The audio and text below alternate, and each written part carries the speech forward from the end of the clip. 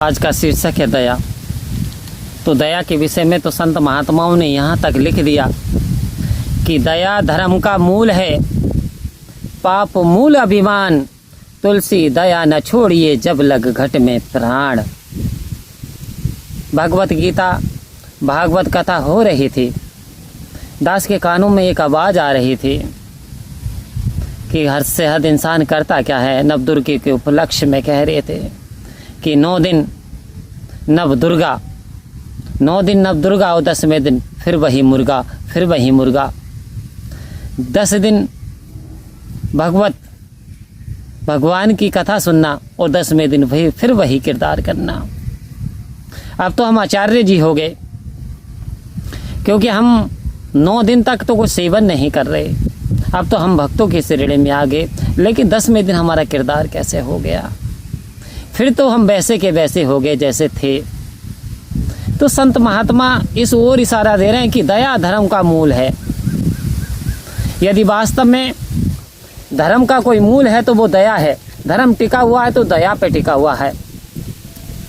यहाँ तक कि गौतम बुद्ध ने, जो कि एक हंस के प्राण बचाए क्योंकि उनके अंदर दया थी, और देवदत्त ने उस हंस को शिकार के लिए मारा, तीर मारा, और वो घायल होकर के आंगन में गिरा तो सिद्धार्थ ने उठा लिया। और जब सिद्धार्थ ने उठा लिया, उसे पानी पिलाया, उसके घाव को धोया, मलहम पट्टी करी, तो उधर से देवदत्त भी दौड़ा चला आया। उसने कहा हंस को मैंने मारा इसलिए हंस मेरा है। सिद्धार्थ ने कहा हंस को मैंने बचाया इसलिए बचाने वाला बड़ा हंस मेरा है। आपस में विवाद हो गया और ये विवाद राजा तक पहुंचा। जब राजा तक पहुंचा तो राजा ने के सामने ये प्रश्न रखा कि साहब मैंने हंस को मारा, देवदत्त बोला, इसलिए हंस मेरा। सिद्धार्थ ने कहा हंस को मैंने बचाया है, जीवन देने वाला बड़ा होता है, इसलिए हंस मेरा है। मंत्री ने कहा दोनों की बात में तो दम है, परंतु एक बात मेरी समझ में आती है कि हंस को छोड़ दो, हंस जिधर जाना चाहता है हंस उसका हो जाएगा। राजा की ये बात समझ में आ गई और राजा ने हंस को छोड़ा। तो हंस ने पहले देखा देवदत्त की तरफ। पंछी है कहने के लिए, लेकिन प्यार की भाषा जानता है। देवदत्त की क्रूर आंखें, देवदत्त का वो जो स्वार्थ की भावना कि मेरे पास आए मैं इसकी बोटी बोटी खा जाऊंगा, उसकी लालच भरी नज़र हंस पहचान जाता है और एकदम से झट नीचे को कर लेता है। जब सिद्धार्थ की तरफ हंस देखता है तो सिद्धार्थ की आंखों में स्नेह, प्रेम, करुणा, दया की भावना चेहरे पे स्पष्ट दिखाई देती है। हंस देर ना करते हुए 1 मिनट में ही दौड़ा चला जाता है सिद्धार्थ के पास और गोदी में जाकर के बैठ जाता है। आओ संत महात्माओं, पशु पक्षी भी दया चाहते हैं, दया को समझते हैं, प्यार की भाषा चाहते हैं, प्यार को समझते हैं, चाहे वो बोल पाए आपसे ना, आपकी भाषा समझ में आए या ना आए। तब राजा ने ये फैसला कर दिया कि हंस जो है सिद्धार्थ का हो गया। और वही सिद्धार्थ आगे जाकर के एक कंट्री नहीं बल्कि कई सारे देश आज भगवान बुद्ध की स्तुति कर रहे हैं। वही सिद्धार्थ ने राजपाट त्याग करके इस बोधिस्ट, इस एनलाइटमेंट, इस अनंत पार ब्रह्म परमात्मा की जानकारी कर ली और महात्मा बुद्ध कहलाए। किस कारण? दया के कारण। तो ये दया जो है वो किसी मार्केट से नहीं खरीदी जा सकती। जब दया आती है तो प्रेम आ जाता है, जब प्रेम आ जाता है तो शांति आ जाती है, जब शांति आती है संत महात्माओं फिर मानसिक सुकून मिल जाता है, फिर बेचैनी ख़त्म हो जाती है, फिर परेशानी उड़ जाती है, फिर गम का कोई नामो निशान नहीं रहता। क्योंकि अंदर जब सुकून है तो बाहर भी सुकून होता है। इसलिए सबसे पहले इंसान को अपने मन मंदिर को पवित्र करना चाहिए, अपनी मानसिक स्थिति को मजबूत करना चाहिए, अपनी मन की जो बुराइयां हैं उन्हें दूर कर देना चाहिए। यानी जब हम अंदर से मजबूत होंगे तो हम बाहर से भी मजबूत होंगे। तो संतों ने कहा कि वास्तव में 9 दिन तो हमने भक्ति करी, लेकिन 10वें दिन हमारा वही किरदार रहा।